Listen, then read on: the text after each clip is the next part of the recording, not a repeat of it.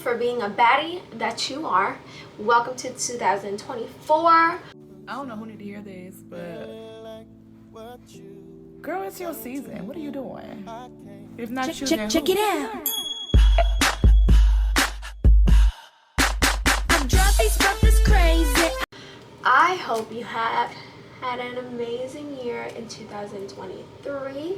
Thank you so much for returning, and if you're new here, welcome to the family. Don't forget to like, subscribe, leave a comment down below. So today I'm going to show you what I do for my everyday makeup, to a little bit of, dramatic action, because when we glam, we want to try a new vibe in 2024. So that's what I'm going to be doing with all the products that I'm bringing with me in 2024, and I'm also showing you guys the items that I will not be bringing in this year in 2024 or repurchasing. One thing about me is I'm not going to waste product, okay? You're going to see me use it until it is done or it is time for it's expired, and then I'll throw it away. But I'm going to show you all my faves. Tape is coming with me in 2024. She helps me with my eyeshadow, making sure it's crispy, clean, and dimensional as it can get. So, and I post every Wednesday and Sunday at 12 p.m. Standard Eastern Time, so make sure you tune in. I'm going to start off with the palettes I don't necessarily need in 2024, which is the Morphe palette. When you drop them, they break. They don't really last that long. The pigments aren't that great, so I will not be repurchasing these. The one I have is Talking Flirty and Truth or Dare. That collab. They can keep it, honestly. Yeah. I'm that girl that drop makeup all the time, so I don't want to purchase anything. If I'm going to drop it a couple times, it's going to break. I don't like that. I know it happens. But my Tarte in Bloom palette, I've dropped a lot of times, and the only thing that broke is this one. It stayed pretty lasts pretty long. Yeah, I need to actually go get the Mario palette. Yeah, I'm just using my MAC blender brush. Since we're doing like a brown inspired look today, I'm gonna use Rebel, a brown inspired look that you can wear to work or lunch with your girlfriend. That's the vibe that I'm going for. Love a good brown, y'all. But anyways, I have yet to convince myself to go to Sephora and buy the Mario palette. My friend keeps telling me that that's the palette that I absolutely need. It's really good for everyday makeup glam. Almost everyone have it in their kit. As a makeup artist that I've seen, that I've watched, they love that palette, but I've yet to like tap into it. I'm late to the game, so that's the eyeshadows are the only thing that I'm late to, but like foundation wise, I'm on top of my foundation game, because skin to me is so much more important than eyeshadow, because I feel like eyeshadow, you can, how many times are you gonna make the color brown? I'm gonna go with the color leader right here for the corner, the inner corner. That is it inner? No, the outer corner of the eyes, and emphasizing on that brown to make it like close to dark black as much as possible. Not been budgeting like I should be, and not good now, not good. And then the last color I'm gonna use is called Activist, because she is an activist. She speak about the truth. No, I'm playing, just kidding. She's for the country. I am really for my country. I love where I'm from. I'm from Vietnam. I am from the motherland. I am an first generation immigrant, well, second generation. My dad is the first generation, I'm the second generation, but the way that I grew up with my dad, I feel like I am definitely the first generation. Because it's been like the struggle bus for me. I had to learn everything myself. Like, I didn't really have any type of guidance with anything. Filing taxes, how important school, maintaining your hours, how that works, and you know, the basic stuff that your first generation should teach the second generation. I consider myself the first generation because I just had never had anyone teach me, so that's why I consider myself the first generation immigrant.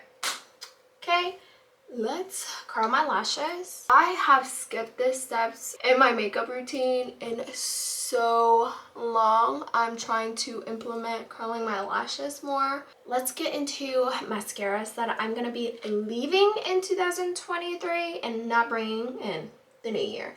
Is my Milk Kush mascara. This mascara gets everywhere. It's so thick, the applicator is so thick, you get it everywhere. Like, it's to volumize your lashes, but it gets everywhere. It doesn't give, it needs to give. This one, the next one is the Tarte tubing mascara. Between tubing mascara and mascara is that tubing is for the lashes that are super short, and the applicator of the mascara makes it super easy. For you to put on your mascara, and it should help curl it more than a regular mascara. That's how I see tubing mascara. It's not the real definition of it, but go on Google, girl. Know the difference. That's how I interpret tubing mascara versus regular mascara. Basically, if you have short, small lashes, use tubing. It works way better because of the applicator. There you go. The one I'm bringing in with me in 2024 is the Lancome mascara. This Lancome mascara is so good. 10 out of 10. It gets the job done. It just does what the girls need, especially my lashes. Just gives me the volume. It doesn't get everywhere. Basic needs of a mascara. If you're on a budget, the L'Oreal Telescopic mascara,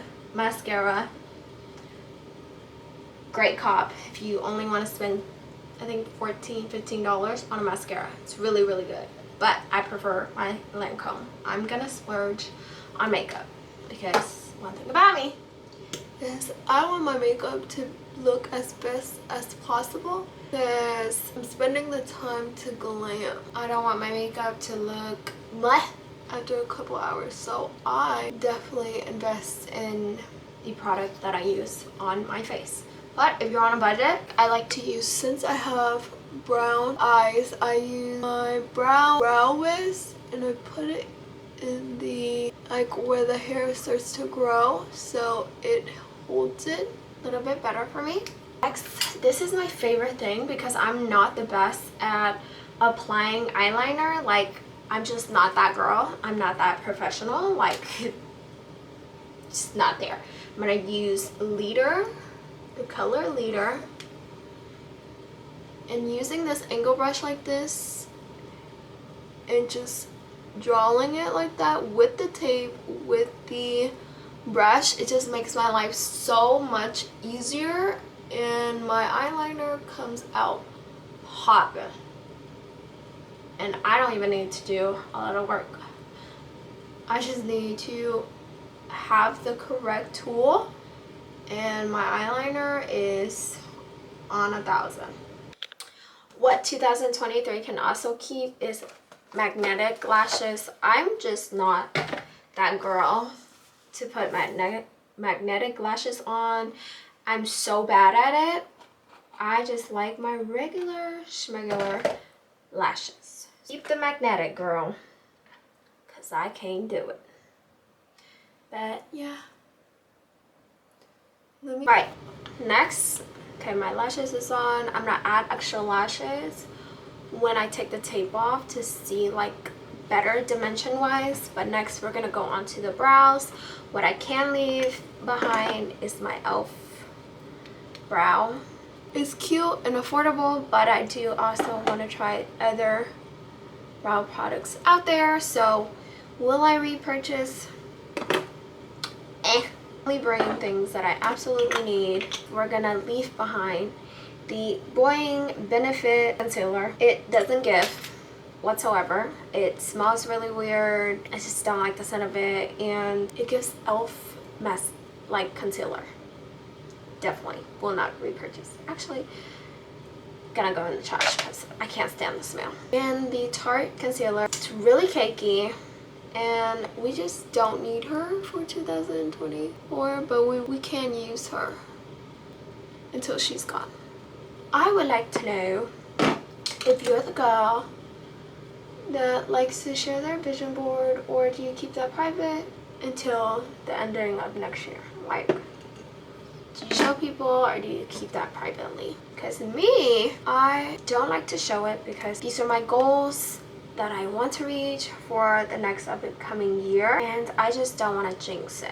That's the only reason why I don't want to show. Concealer that I will repurchase, which is my Bobbi Brown concealer. This color is in beige. I used this first to kind of like color correct. Don't really need to color correct, but color beige does what it needs to do for me. And then I use my Lancome color 250. These two concealer is just so good. Full coverage, that's what it needs to do, and it lasts. What I absolutely don't really adore, Tarte, this thing. Just messy. The applicator is terrible. You're wasting a lot of product. It's just like, look at that. I'm not really a fan of it. It really makes my kit messy. I just don't. What I absolutely love is the Rare Beauty contour stick. I don't even know the color, but I love her so much. I use this to contour my lip too, and contour. But today I kind of want to try the Urban Decay. This is their recent drop of contour stick, I think. And it comes with a brush itself. It's a concealer, but I got this color to see if I can contour with it.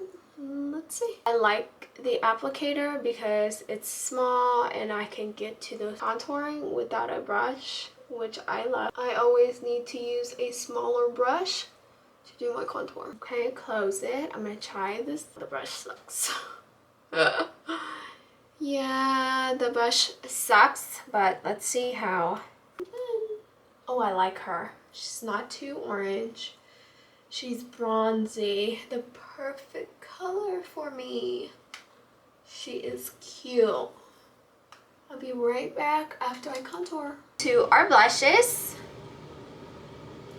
This blush from Tarte, I can live without. I don't really need her. She fades away pretty fast. And the color is giving boring. Not worth the money. What she is coming with me is my Yensa blush in pink. I think this pink is absolutely stunning. And the next one is Fenty. You can see these two colors are my favorite. What I've been loving recently is my cream color from Mashbox. It's like a lip and a blush duo vibe, which I enjoy her very much.